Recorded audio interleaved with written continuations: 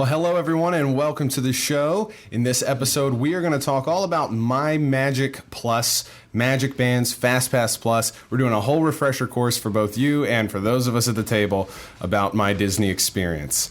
All that coming to you live from the Bob Varley Studio here in Orlando, Florida. This is the Diz Unplugged.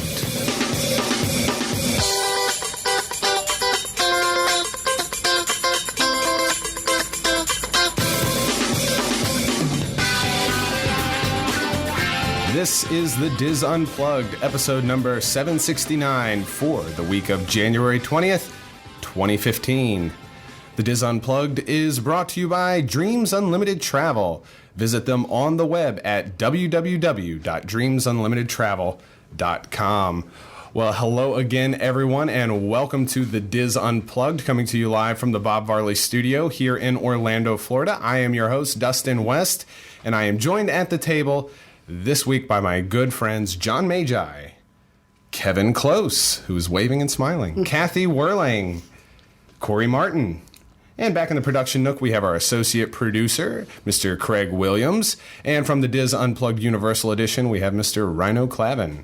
Well, welcome everybody to this episode. Like I said in the intro, we are talking all about MyMagic Plus. I think it's been long enough since we've kind of done a real overview of MyMagic Plus on the show, and it's been a little over a year since everything's been rolling in with MyMagic Plus. So I thought we would talk about, what's there now, what's changed, what we like and what we don't like. Some of us might not like it.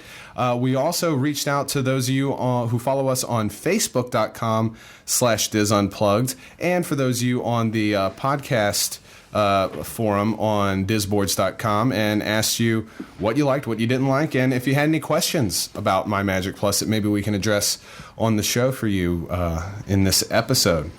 So I just want to go around the table and to you guys back there, just first impressions over the last year or so that we've really had our hands-on experience with MyMagic Plus and Magic Bands and stuff like that. What's your overall impression as it stands right now, John? Well, I think I have to start by giving full disclosure and saying that I've never actually used the My Disney Experience app or website for myself. The only thing I've ever done was link tickets to a Magic Band, but I've never gone through the whole thing for myself or for Kevin and I to set up a trip. So that's kind of where my opinion comes from, although we do it for our clients, and we do help to coach our clients through the process, so we're familiar with it on that level. From someone who lives here and experiences the parks in a very different way than everybody else, it's something that I don't care for. It's something that restricts my usage of going to Disney. It sort of pinholes you into a certain way of doing things. I will say this. Pigeon. What did I say? Pinhole? Pinhole. Same thing. Okay. I will say this, though. It's very small. People love the bands. Mm-hmm. The Magic Bands are the things that people like the most out of this whole thing. And then there's various degrees of whether or not they've liked the whole My Disney experience, the MyMagic Plus, is depending on how you've used it and what their experience is. But personally, it's not relative to how I like to visit the parks. Well, I do want to say that I think that's a very valid viewpoint to have in this discussion. Is a viewpoint of somebody who hasn't necessarily had as much hands-on experience with it, because I think a lot of our listeners and a lot of our viewers have not yet booked a vacation using My Disney Experience or MyMagic Plus. How about you, Kevin? Don't like it. Don't like it. That's your... I did like my orange band, though. Mm-hmm. I wore my orange band for like a day and a half. That was it. And I got tired of it. That's how I got Kevin to use a Magic Band. It's orange. I've told you all this before. I go back to when Disney World was sort of fun and you could just enjoy it at your own pace. The idea that you have to pick it, or you can pick a time months in advance to go see the Haunted Mansion, that sucks every bit of fun out of it for me. As a local, I see no use for it. I don't have use for it. And other than we did an agent trip, and I had it for a day, I did pay for a coffee with it, which I thought was...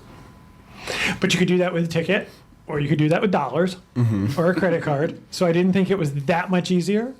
But I don't. I'm not a fan. And I don't use them. I've never really used it, but. Before I continue around the table, it made me think when you were talking that maybe I should clarify exactly in layman's terms what MyMagic Plus and My Disney Experience is.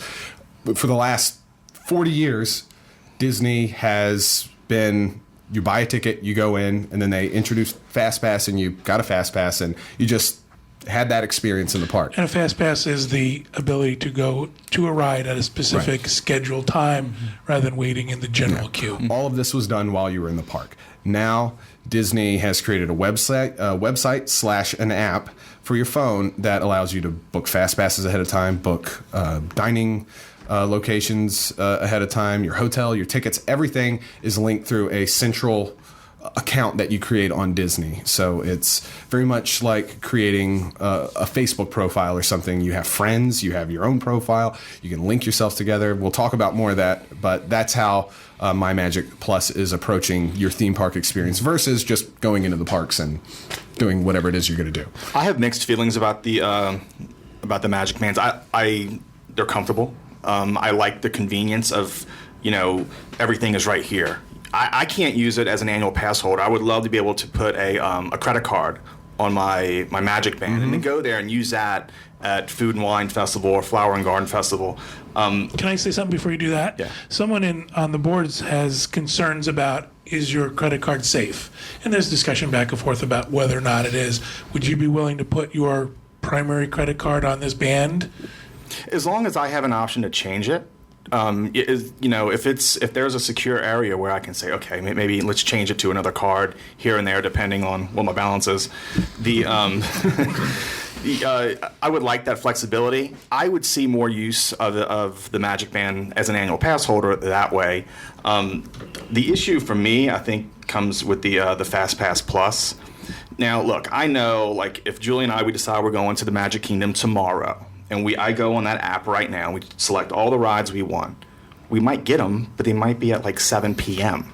Right. We're not staying at the park then, so we try to look for earlier times, and none of our attractions are there.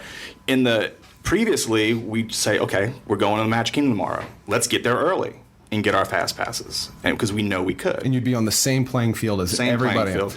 I think it's important to look at, as we go through this segment, to not only look at our experience as annual pass holders and Florida residents, but to also take a look at the experience of somebody who's planning their vacation several months in advance and traveling from a different location. So if we can keep that in mind as we're talking as well, the reason you're not able to get your fast pass for a decent time throughout the day is because somebody has planned for that 60 days or 30 days ahead of time. A couple months ago. Kathy, what are your initial impressions right now on MyMagic Plus? I don't really like it. Okay. For myself, I think I'm a grown-up that can whip her annual pass out of her pocket that I always carry with me. Is just as easy as remembering to bring that Magic Band from home that here in our hot weather, it's sweaty on your wrist. I don't like the way that feels. I'll agree with the getting the fast passes and stuff, but as a travel agent with my clients, that's the number one thing that stresses my clients. They've never done this before. How do I do this? What time do I have to get up in the morning to book my fast passes? And how do I do?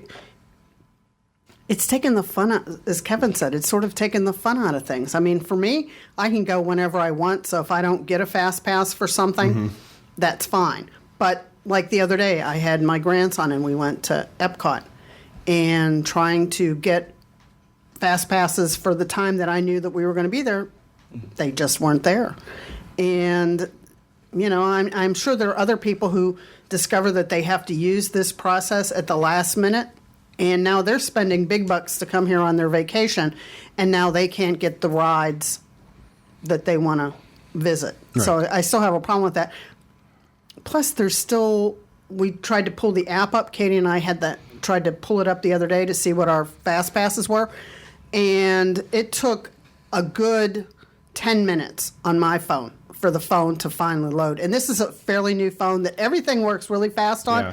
It's like I could have walked to a kiosk and there's a lot of frustration involved if you don't know that that's, like, I know that, there's issues with the system, but if you're a newbie to all of this, Let's explain what like the kiosks are, because I know some people don't really know what they are. They're like these little kiosks in the park where you can, if you've never, like say you don't have a phone, you can go to the You're not computer literate. Yeah, right. You Right. can go to the kiosk and there's a cast member to help you. Right. That's one option to book your 3 fast passes for the day. You're limited to 3.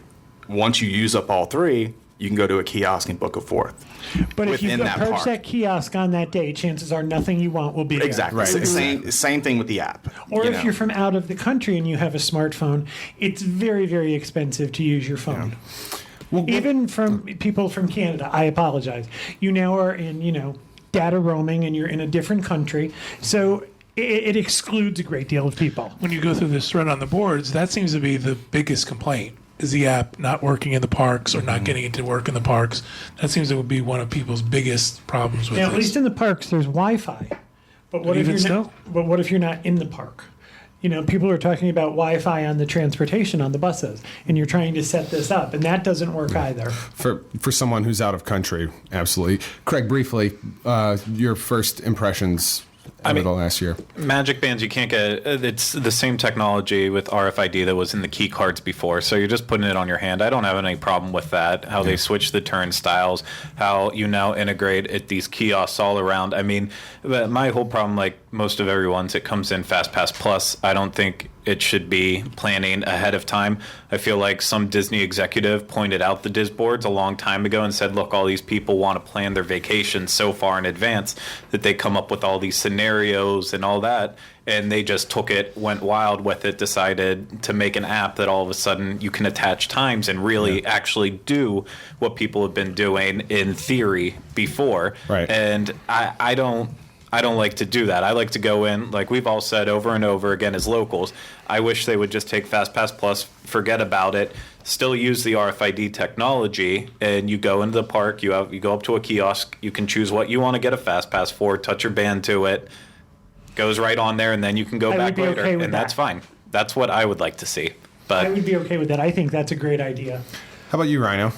I still find it confusing. I don't think I've actually ever used the app on my phone to actually book a fast pass. And every time I've done a reservation for my family and stuff, I end up having to call guest relations and have them help me through it because it either splits. My brother's coming in April, but he had also come with my mother last year to see me graduate, and they stayed for reservation. But I was the only one who had the app, and then my brother, I told him to create the app over Christmas, and what happened was the reservation split in half, so there was 2 my brothers, and so I had to call and have them merge the thing into one, but then they deleted the wrong one, and so it was just a little frustrating. And on what Corey was saying about you go through and you look and there's no fast passes available, and what's kind of terrible is that if I did book it 3 months ago, maybe that day I just decided to go to Animal Kingdom and I didn't cancel Right. any of my fast passes, so it just wasted that for the people who got up early. And I just think about my mom and my grandparents who really enjoy coming, and it makes their trip a little more difficult because they're not as a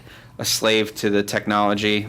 Yeah. They want to leave their phone in the room. They don't want to bring it with them. I was just going to say, don't you think it's forcing people to become dependent on their phones? We Yeah. all see those people walking around and they're not looking where they're going. Well, I think it just, I go to Disney World to relax.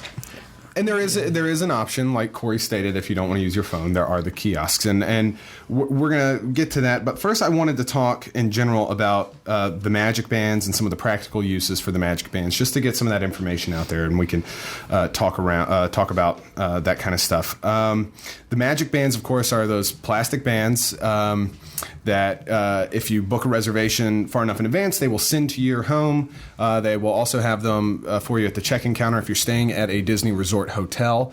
If you are a day guest, if you are you're just buying a ticket, not staying at a Disney hotel resort, you can buy them in the shops. You can buy the Magic Bands and attach them to your ticket media.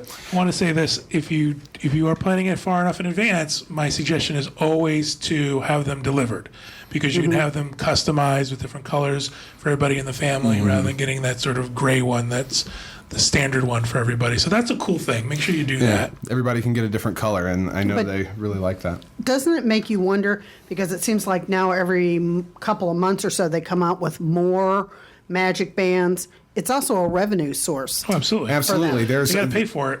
There are, in the same way there are Vinylmation and pin collectors, there are Magic Band collectors, because they do have special event Magic Bands for the Halloween party, for But the there's a Christmas difference. party. You bought a ticket, and now you have to buy something to use your ticket. That's a You different don't have thing. to buy You don't have Right, to. but- This is an extra thing. I also people want you wanna to know that people are concerned that we're all local, so we have a very different opinion. We do. However, this is why Dustin posts this on Facebook and on the Diz Unplugged board, to get opinions of people who are not local. buy. And also, Exactly. too, I want I to. can't help it. We can't help it that we're local. Right. The other thing I want to explain too, though, is that because of our work with Dreams Unlimited Travel, we get feedback from every one of our clients who travels, and everyone provides us feedback for what they do at Disney. So I think that we have that experience as well as to what people bring to it. And again, it's very mixed, but there are people who love it. People who think it's the best thing ever, and they loved it, and they plan their whole trip. And it's a spectrum of opinions. Now, the Magic Bands can be used for not only your hotel key and your ticket media. It'll open up your hotel room and it'll get you into the park, but it's used as your FastPass entranceway. You can attach PhotoPass photos to it. And as Kevin alluded to earlier, if you have a hotel reservation linked to a credit card, you can use it to make purchases at the hotels and the theme parks.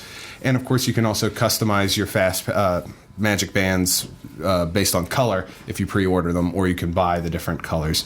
But Or Dustin, stickers. one thing I don't know if you were going to say it, but I know the ones you can buy, they're like the special edition ones, like the Darth Vader or the Frozen ones or whatever. I've seen that they do stuff differently. Like you'll scan it, and instead of the normal green light, if you're Darth Vader, it blinks red and it does Darth Vader's breath It'll out of say the something. Yeah. the thing. Oh, Yeah, I and the didn't realize Frozen that. one like Yeah. it spins around and does like snowflakes or something like that. I've seen that. So see, that's so cool to me. yeah, so But that's that is like only a for a short cute thing, time. like- Oh, really? Like if you buy the Darth Vader one, it doesn't do that all the time. Oh. Those are limited time events. Oh, okay.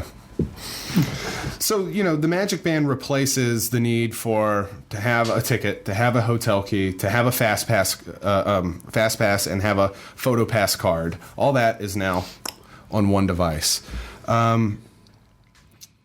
Also, in using the Magic Band, you do need to sign up for a My Disney Experience profile. And if you go to Disney's website, My Disney Experience, you set up your profile, you link your reservation, you link your ticket, you link everything to your Magic Band. And this is also where you're going to be able to book your dining, book your fast passes, everything. And you can even assign a little character to your avatar. I chose a stormtrooper. Yeah, that's cute. Previously Kermit the Frog, but then they added the stormtrooper into it. This is also where, like, if you buy a room-only reservation and you buy your tickets separately, this is where you'll attach your tickets to your Magic Band. A lot of people ask that, okay, where's my number? It's your confirmation number for your ticket. If you buy it through Dreams, we'll send you a confirmation, and that confirmation number is what you would input here. Or if you get it from somewhere else, you do the same thing. And it's So- very easy. Yeah. Yes. That part is super, super easy to use. I think Disney did a great job of that, integrating those components. And they've gotten better with it over the year, so that it used to be a little glitchy, and now with every day it gets better. But Kathy did allude to the fact that sometimes this website and the app loading up can take quite a while, just because there's so much information in there, and Disney doesn't have the best reputation with working websites. And I always say to people, I'll get clients that are like, oh, it's all disappeared. I'm like, just wait a half an hour, wait an hour or two, and go back in. And 9 times out of 10, the information is back in there. It's just their system. I don't know what happens, but it's like you just need to go take a good calm breath and go back I in. thought she was going to say something else. No. What's cool about the My Disney Experience app is exactly what Craig was saying earlier, is that, for years people have made binders with all their plans. They've made detailed lists of everything that they're going to do. Well, this automates it and puts it into one place. Now, some people are going to like that, and some people are not going to like it. They're going to want to do it, the way they've always done it. Katie and I were saying the other day when we couldn't get the app to load that what they should have at the kiosk is just, like a receipt printer kind of a thing, and print out and give you a paper copy of here's your fast passes. Like, why couldn't they do that? I bet you they could do that at guest relations if you asked. A lot of people do that now before they leave. They say, I've printed out all of my fast passes in case there's a problem, all of my dining reservation numbers in case there's an issue, so I can present it to the cast member. It's come in handy. But we've also heard that unless your FastPass actually works, all that paper stuff doesn't really help. Right. That they'll go, I don't care that you've got a paper printout. Right. If it's not in the working, system. you don't get that FastPass. Well, if they're a halfway decent cast member and you have some sort of proof that you did it at one time, I'm sure they would let you in. Someone's supposed to Okay, well, help that's you. not that's not what we're hearing. That's not their official policy, but typically, I know as a cast member, if somebody went through all that trouble to say something happened to my FastPass, I'd let them in. I think it depends on the cast member. Yeah. And I think as, the more time they have with this, there's going to be less and less of, oh, well, here's my paper printout. Like in the beginning, they figured everybody's was screwed up. And now they're getting better, and I think there's going to be a lot of cast members, but it's not in the system. So just don't think that because you printed it out that everything's going to be okay. And I'm just doing a brief overview right now of the things that the app offers, the things that you can do with the Magic Band. So this brings us to FastPass Plus. I want to just give some brief information. We'll talk about this a little bit, and then we can come to the Facebook and Disboards stuff to open up questions and comments. With FastPass Plus, this is Disney's, as of last year, new way of doing FastPass. Before, you would just walk into the park, have your ticket, your ticket media, put it in a machine, and it would give you a FastPass for whatever attraction you selected, tell you a time, and then also tell you the time that you can get your next one. Now, with FastPass Plus, you do all of this online in advance. And Way in advance. Way in advance. And you can, for any given park, if you're at the Magic Kingdom that day, you can book 3 FastPass Plus experiences. And then once you have physically gone to the park and done all 3 of those, you can then do what is called a rolling FastPass. So I've done all 3 attractions. Now I can get one more FastPass Plus. For that park. For that park. And when that one's over, I can get another one, and so on. As of right now, and I think I'm right in saying this, you can't book FastPasses at multiple parks for the same day. No. Is that still in effect? Right. Okay. Right. But you like your rolling fast pass, you can go, like you can leave Magic Kingdom, go to Animal Right. Kingdom, go to a kiosk there Yes. and get a fast pass. Or I even heard that concierge can do that for you. Mm-hmm. I'm Yeah, not sure I've heard if that it's too. Okay. Yeah, concierge Yeah. can book your FastPass. While you're doing this, I'm gonna decide I'm going to the park tomorrow. I want to see what's available. Okay. And there was an interesting thread on the Diz talking about when you make it, that there was somebody who went and calculated out. Typically, it's after midnight on the day that you're now eligible to get your fast passes. After midnight is when you can go in and do it. But this person calculated out on the nights that Magic Kingdom is open till 1 o'clock in the morning, you can't start booking fast passes till 1 o'clock in the morning. Okay. So I would just add that in the back of your head when you're going to do this. If you're up at midnight to book your fast passes and it isn't working, try it after 1 o'clock. Okay. It certainly makes things easier. The other thing, too, is it's important to point out that this is Eastern time. Right. Right. Like, people have said that before. Well, what time should I make my fast passes? And it's Eastern. Somebody's on. So that's how the FastPass Plus works right now. And again, I think we all wish that you could book something in the Magic Kingdom at 10 o'clock in the morning and something for Hollywood Studios at noon. And I'm sure they'll get there at some point. But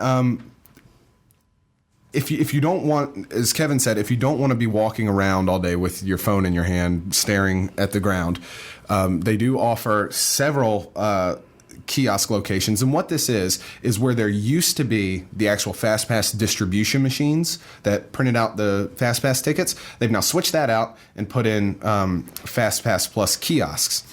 And it's a bunch of cast members standing by some iPads that will help you make your plans for the day. And it's not just FastPass Plus. They can do other things like dining and stuff like that. The Magic Kingdom has several locations. All the parks have several locations where you'd expect. And there's a full list. I'll put a link in the show notes. We have it on WDW Info that has a list of all the kiosks and all of this information. I would add, don't go to the first one as you enter the park because that's where everybody goes. Yeah. Go to the one further back in the park. For example, the one at Guest Relations in Epcot there's like a line, or not guest relations, the one where the right in between the two interventions. Yeah. Yeah, you need a Tip fast counter, pass yeah. for the kiosk. Yeah. it gets ridiculous. But if you go a little bit further in, you'll find ones that aren't so bad, especially first thing in the morning. Yeah.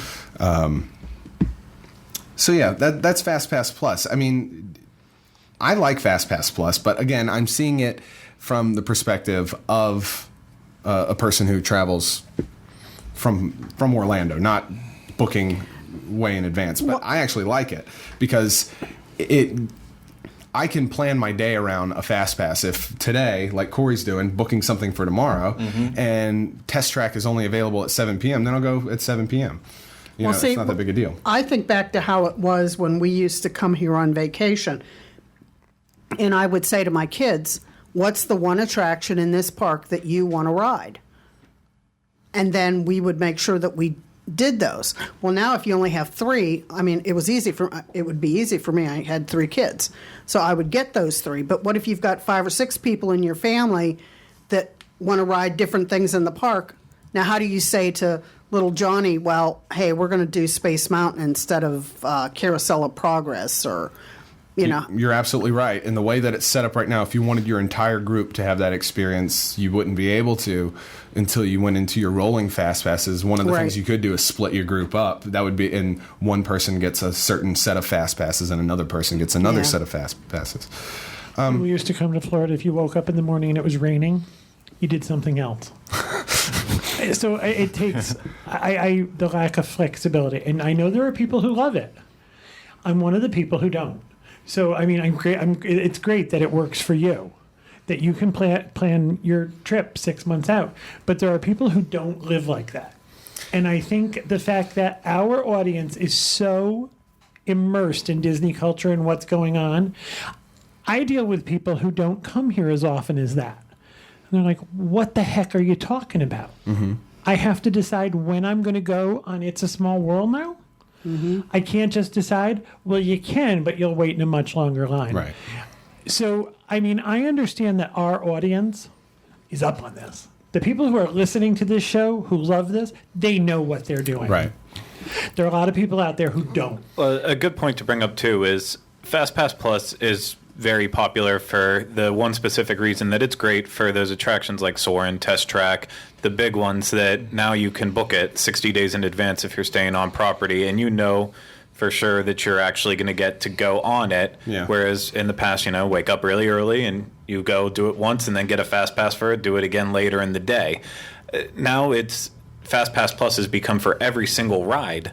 So now there is that option of saying, oh, well, I don't want to do that big ride. I want to plan it out that I'm doing It's a Small World, Pirates of the Caribbean, and Buzz Lightyear. And those are my 3 rides that I absolutely want to do. And that's great for that. But the way to take most advantage is to actually use it for the big rides. But then it screws over everyone who's come in that doesn't want to do that. And it should have been the same as regular Fast Pass, and that it was just for those major attractions and kind of left off all those classic rides that didn't need it, that failed whenever they attempted Fast Pass to begin with. I think that a lot of those rides, to people who have come back with feedback, it's ruined it. Like Pirates. Never had fast pass. Pirates, you could just, I mean, there would be waits, but you would never seem like you really waited for Pirates. It was a fast-moving ride. Now there's hours and hours in a standby line. Right. And that's an important thing to note is standby lines still do exist. And you can always just wait in line for whatever you want to ride. It's just the fast pass structure has changed. And in my opinion, like you said, the Fast Pass Plus has brought itself to bring longer standby lines for some of these attractions that never had it in the past. Well, I'm not 100% sure you can book all 3 fast passes for 3 major rides, though. You can't. They do. Okay. The tier I wasn't system. sure if it had changed yet or not. Good point to make. Yeah, it isn't a tier You structure. get like one big, the medium, and the smaller one, which kind of controls it a little bit, but... Yeah. But the other day, I was at Figment, and the line was almost out the door. Now, for everybody who's always been on my case about Figment, it usually it was a walk-on ride. Right. It was like a ghost town, usually. Yeah. And now there's a long line because you need a fast pass for it. Right. Well, and that's another thing to note is that because of this tiered system that Rhino talked about, you're forced in a group. I want to choose FastPass Plus is in Group A, and that means I could do Test Track, but I can't also do Soarin' if I'm doing Test Track, because those are two popular ones. Right. So what's left over is Journey into Imagination. And Right. now they're just like, well, I've got the FastPass. I might as well use it and go over there. Whereas they might not have gone over to Right. Journey into Imagination beforehand. Or there's also that idea of, well, at least this is what I got. Let me at least Yeah. go on something because this Yeah. is the ride that I got And a even FastPass for. the joke used to be like, or the story with Spaceship Earth. You don't want to ride Spaceship Earth first thing in the morning because everybody would hit it. Yeah, it's the first thing you see in the park. But now there isn't a downtime for Spaceship Earth. No. Because now everybody has to have a fast pass for it, so there's always a long queue line, and it's like, so how did that help the system any? My personal opinion, beyond just FastPass Plus, but FastPass in general, and I've mentioned it on the show a few times, is Disney World, the lines would be a lot more manageable if FastPass was just poof, disappeared Yeah. out of nowhere. And there's still a lot of theme parks in existence today that have no FastPass structure, and you never wait more than 20 minutes for any attraction. There was a there was a test that was done at Toy Story before Christmas. Oh, yeah. and, where they, which scares me because of what I said earlier about my family would just isn't into technology that way, but like where they had the queue only, you could only go on Toy Story if you and Midway Mania at Hollywood Studios if you had booked a fast pass. There was no standby 3 days, offered. yeah, which I would have thought the test would have been the other way around to see, like what you had talked about, to see if they got rid of fast pass completely, would it help the wait times at a place like that? And it would. So yeah, but I just hope that that's not a test for something that might be I like don't wanna the see standby exclusive going fast away. pass. Supposedly, the theory behind that is they want people. It used to be that you stood in the regular line and standby was like your second choice. You know, like you Yeah. could choose to stand in the line or you could get a fast pass. Disney wants you to start thinking to get the fast pass first, and if you can't get it, then get in the Exactly. regular They line. wanna change They're that trying mentality. to change the perception there. So what do you guys have from either Facebook or the boards that people have raised questions I've got about? a really good post I'd really like to read. Sure. I think this person did an excellent job sort of summing everything up in a list format. It's CMAEE on the Diz boards. And she broke it down into likes and dislikes. And what she likes is having one central location to find all of my information, plans, etc. Not having to fumble around or dig in my backpack for the key to the world card to enter the parks, purchases, blah, blah, blah, blah. Mm-hmm. Not having to keep up with my children's key to the world cards. Having photos automatically linked to Memory Maker on rides for entire family and friends. Making FastPass Plus specific for each person. If one person wants to ride a specific ride, they can set that up in the system and have them do that. What she doesn't like is feeling like you have to plan your vacation out to the minute months in advance. Very little opportunity for spontaneity. Worrying that my kids are going to lose their magic bands and their PIN code could be hacked. Tears for rides at Epcot and Hollywood Studios, and having to go to the FastPass kiosk to add a fourth, fifth, etc. FastPass. So I think this is all things we've touched on, one way or another, people like or dislike about it and how it makes it easier. So And that's this is more than likely somebody who doesn't live here and somebody Right. who plans their vacation in advance. The other thing is the security, and I've heard it. Oh, this could never happen.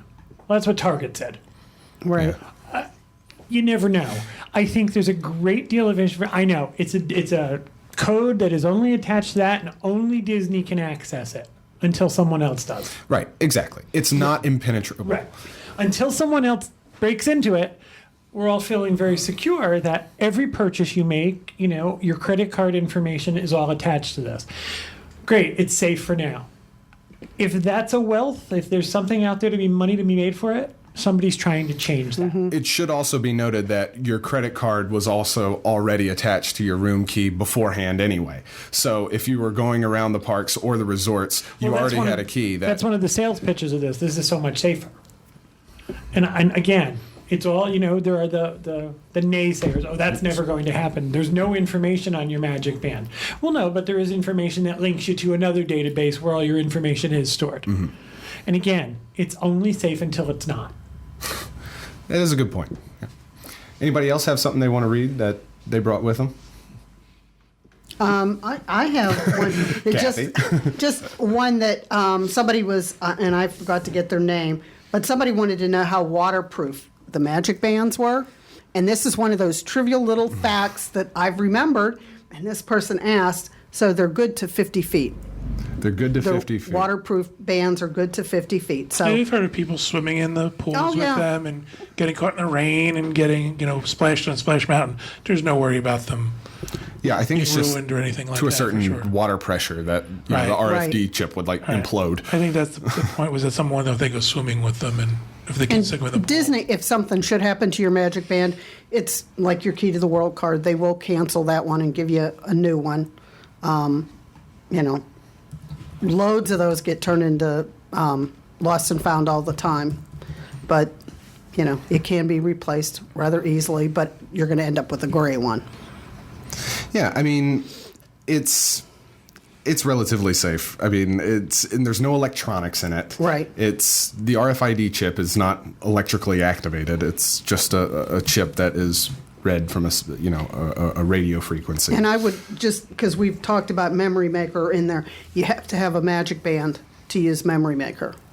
So if you're off-site and you want Memory Maker, you still have to have a Magic Band. That's the only way you can get it. I do like that aspect of it, that now it's all sort of captured in one place for sort of everybody who's traveling with you. I think that makes it much easier for people than I get this little slip of paper and I've got a number on it and I've got You talk about Memory Maker. Memory Maker, yeah. Yeah, and I don't think we really touched on that, but Memory Maker is just a way to gather your PhotoPass into the PhotoPass photos that you've taken that have been linked to your card or to your ticket media, and bring them all into your family group that you can create on the My Disney Experience. And I mentioned that earlier. When you're in My Disney Experience and you are traveling with your family or a group of friends or anything, everybody creates their own profile, and then you link them together and say we're traveling together, and then you do the same for your dining reservations and stuff like that. And Kevin's looking at me like that sounds like a whole lot of work to just go get a dinner reservation. Well, the other thing too is this is not what we would have done. We wouldn't go to a park tomorrow and want to have pictures and Somebody has pointed out, what about, somebody has done a really good job, and they said, what about the folks from the UK who typically stay for 2 weeks or longer, spend a great deal of money at Disney, but stay off site? They rent a house. Right. And all of a sudden, they seem now less valuable to Disney. There And are I- complaints on this thread that people say it feels exclusionary. It feels like if you're not staying on property, you miss out on. I understand the FastPass system, but it used to be sort of a democratic process. If you wanted a FastPass, you worked for it. You got up early and ran. Your ticket let you put you in Right. the same playing And field. I as everybody understand else. extra magic hours for guests. I think, there are perks to staying on property. This seems very undemocratic. That folks who are paying the same amount for a ticket, or usually more if they're staying off site and didn't buy the length of stay pass or whatever, they now have less chance. But I think it's what if you're off-site, you can book 30 days, 30 days in advance, and if you're on-site, 60. So yeah, you're right. I mean, that's your. It's a disadvantage. But you're paying the same price for your ticket. Right. How did you do online? We're curious about your. Oh, okay. your I day didn't tomorrow. submit yet. I'm just gonna. Okay, so we're going to the park tomorrow, Magic Kingdom. I kind of scrolled through. Julie's never been on Mine Train, but it's not available. So I'm going to choose Big Thunder Mountain. We can all do that. I'm going to choose Peter Pan's Flight. I'm choosing Tier A because we like both of those, and then I'm going to choose Barnstormer. A nice all rides, and see what's available. I was able to get all three best match. Barnstormer starts at 11:30, Peter Pan's Flight at 2:30, and then Big Thunder at 5:30. So They're spread out, but those aren't bad times. Those It's not aren't like bad you're waiting times. until 9 p.m. yeah, and I have other options. You can get option A where Peter Pan starts at 9, then Barnstormer at 10:30, and then Big Thunder at 12:30. So Yeah, they'll give you options for times. This is also a slow period of the year. This isn't, summer season. Yeah, so in all my options, I was able to get all three, but not Mine Train. No. But I think when I was saying like you can get into the park and you can run to that attraction and get the Fast Pass. So I mean, you can still do that, but instead of getting a Fast Pass, you just ride the ride. So you get to the attraction first, ride the ride, and then go along with your schedule. I mean, you can kind of plan it that way, but. I don't know. So. Well, I want to go ahead and start wrapping up here. I don't know if anybody else has any other Facebook or Disboards or the chat, any other questions that they might have. But otherwise... I have one Okay. I want to pose to Craig. Someone wants to know, NJ Brandon wants to know, which is the better system, FastPass Plus or Universal's Express Pass? Oh, I wholeheartedly believe that Universal Express is the better of the two. I mean, yeah, you do pay for theirs, and it's not good for every attraction. You still can't get on The Harry Potter Escape stuff. from Gringotts or Harry Potter and the Forbidden Journey. That's all equal. Everyone's an equal when it comes to that. For the other ones, yeah, you can bypass those lines on slower days. You're not going to pay as much money, and then if you want it in peak season, you're going to spend a lot more. But for the people who aren't staying on site, that's kind of the sacrifice you have to make. If you stay on site at any place other than Cabana Bay, you get it free right away, and you don't have to worry about it, and you get it unlimited. But even if you don't stay on site because you have a great deal somewhere else and you pay that extra money, you're going to get to see everything, potentially depending on what type of express pass you get multiple times, and there's just not that hassle. And honestly, from being there so much, no one really complains about whenever express passes are passing you up as soon as you say, oh, it's a paid service. And then as soon as they hear that, it's okay. Yeah, I didn't want to pay for that to begin with. What's Exactly. the process? Do they have a badge they wear? Do you have a card you show? Express, it can either be right with your ticket, so you can have a ticket plus Express on it. If you stay at a hotel, you have to use your key card in a kiosk that'll take a picture of you. Usually awful photos. Yeah, very awful photos, and then it'll have a barcode on it that you can get that will be scanned. And then there are some that are just standalone Express ones. So let's say you had your ticket, got in the park, saw the lines, and you didn't want to wait in all those lines. You wanted Express, you can go back and get another individual ticket, and then they try to sell you a nice little holder, so that way you can put your ticket on one side, your Express on the other. It's fun. It's $5. Would anybody here be in support of Disney going to a paid FastPass model? I'd rather see that. Because then, if they're gonna have to go somewhere, I would rather see it. If you want it, then you can pay for it. Or if you're a Disney guest, maybe you get it free, and the off-site people have to pay for it. If it was like the same model, but now it's like there's just too many levels and too many. Well, the thing with Universal, the reason that Universal has shorter standby lines and a better Express Pass experience is because the people that get it for free are the resort hotel Right. guests, but there's only Right. there's only 3 hotels that do that. Whereas if Disney went to that model where the resort guests got it free, that's like 20 hotels, and then plus anybody who wants to pay for it, I think we'd still see the same problem. I'm at a different point in my life. I can afford to pay for the Fast Pass now. Yeah.